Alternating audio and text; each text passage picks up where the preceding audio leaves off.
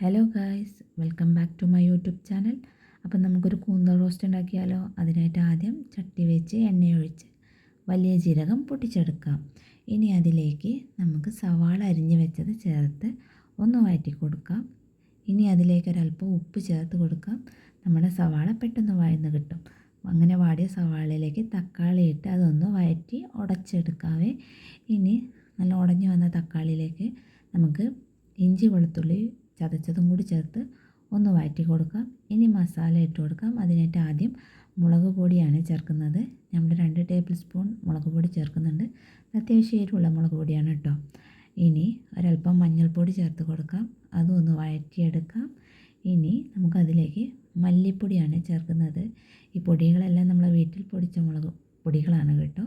അങ്ങനെ മല്ലിപ്പൊടിയും ചേർത്ത് ഒന്ന് വഴറ്റിയതിന് ശേഷം ഒരല്പം കുരുമുളക് പൊടി കൂടി ചേർത്ത് കൊടുക്കാം. ഇനി ഗരം മസാലയാണ് ചേർക്കുന്നത്. ഇതും വീട്ടിൽ പൊടിച്ച മസാലയാണ്. അങ്ങനെ ഗരം മസാലയും ചേർത്ത് ഒന്ന് വഴറ്റിയെടുക്കാം.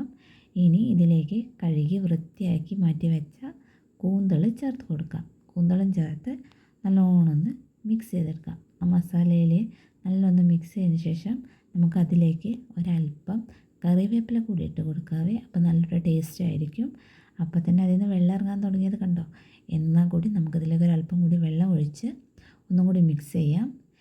നമ്മൾ ഇതുവരെ ഇതിലേക്ക് ഉപ്പ് ചേർത്തിട്ടില്ല. ഈ സമയത്ത് നമുക്കൊരല്പം ഉപ്പ് ചേർത്ത് കൊടുക്കാം.